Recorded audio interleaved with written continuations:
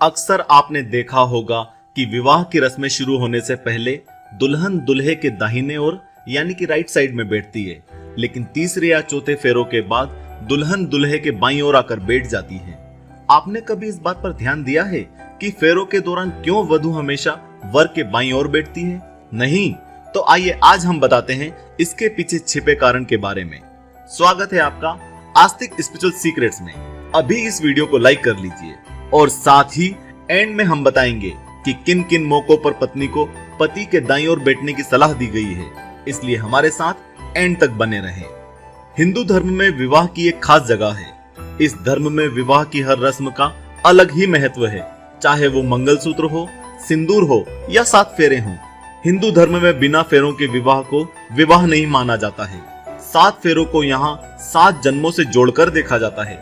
सबसे पहले बात करते हैं यहाँ हिंदू विवाह की, जहाँ दुल्हन को दूल्हे के बाईं ओर बिठाया जाता है और ये परंपरा आजीवन चलती है। हर धार्मिक अनुष्ठान में पत्नी पति के बाईं ओर ही बैठती है, वर वधू के बाईं ओर बैठती है, इसीलिए पत्नी को वामांगी भी कहा जाता है। इसलिए सोते समय, किसी सभा में, सिंदूर दान करते समय, आशीर्वाद ग्रहण करते समय और भोजन करते समय पत्नी को हमेशा पति की बाईं ओर रहना चाहिए। इससे शुभ फल की प्राप्ति होती है। इसके पीछे अलग अलग आधार पर अलग अलग कारण बताए गए हैं। जैसे ज्योतिष शास्त्र के अनुसार इसका एक कारण तो ज्योतिष शास्त्री ये बताते हैं कि पत्नी की जगह पति के बाईं ओर ही होती है, क्योंकि शरीर और ज्योतिष दोनों विज्ञान में पुरुष के दाएं और स्त्री के बाएं भाग को शुभ और पवित्र माना जाता है। हस्तरेखा के अनुसार हस्तरेखा शास्त्र में भी महिलाओं का बायां और पुरुष का दायां हाथ ही देखा जाता है। शरीर विज्ञान के अनुसार मनुष्य के शरीर के दिमाग का बायां हिस्सा रचनात्मकता और दायां हिस्सा उसके कर्म का प्रतीक है। मानव स्वभाव के अनुसार सभी मानते हैं कि स्त्री का स्वभाव प्रेम और ममता से भरा होता है, उसके भीतर रचनात्मकता होती है। इसीलिए स्त्री का बाईं ओर होना प्रेम और रचनात्मकता की निशानी है। वहीं पुरुष हमेशा दाईं ओर रहता है, क्योंकि ये इस बात का प्रमाण होता है कि वो शूरवीर और दृढ़ होगा। पूजा पाठ या शुभ कर्म में वह दृढ़ता से उपस्थित रहेगा। जब भी कोई शुभ कार्य दृढ़ता और रचनात्मकता के मेल के साथ संपन्न किया जाता है तो उसमें सफलता मिलना निश्चित है। इसका एक धार्मिक आधार यह है कि धार्मिक कारणों से हमारे हिंदू धर्म में विष्णु जी और लक्ष्मी जी का स्थान सर्वोपरि है। शास्त्रों में हमेशा लक्ष्मी का स्थान श्री विष्णु के बाईं ओर होने का उल्लेख मिलता है। यही कारण है कि हिंदू विवाह में फेरों के बाद लड़की का स्थान बाईं ओर होता है।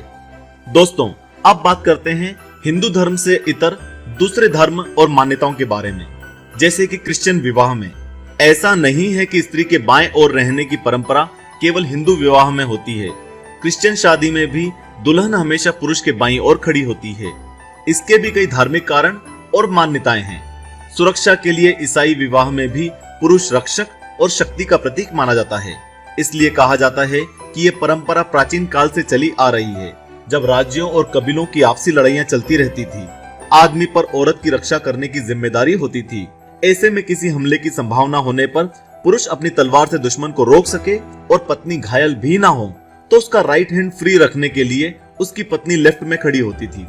वैसे ईसाइयों में इससे जुड़ी एक मान्यता यह भी है कि कैथोलिक मान्यता के अनुसार महिला बाईं ओर इसलिए होती है ताकि वो वर्जिन मैरी के करीब रहे और उसके कौमार्य की पवित्रता बनी रहे।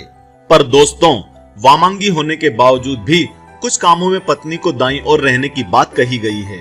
शास्त्र कहता है, जैसे कि कन्यादान, यज्ञ कर्म, जात कर्म, नामकरण और अन्नप्राशन के समय पत्नी को पति के दाईं ओर बैठना चाहिए, क्योंकि यह कर्म स्त्री प्रधान कर्म माने जाते हैं। इसलिए इन कर्मों में पत्नी के दाईं ओर बैठने का नियम है।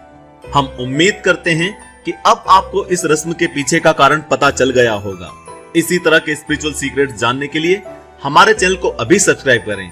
इसके लिए आपको नीचे बने लाल बटन पर क्लिक करके इसके बाद जो बेल आइकन आए उसे दबाना है।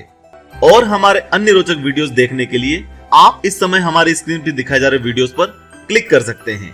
धन्यवाद।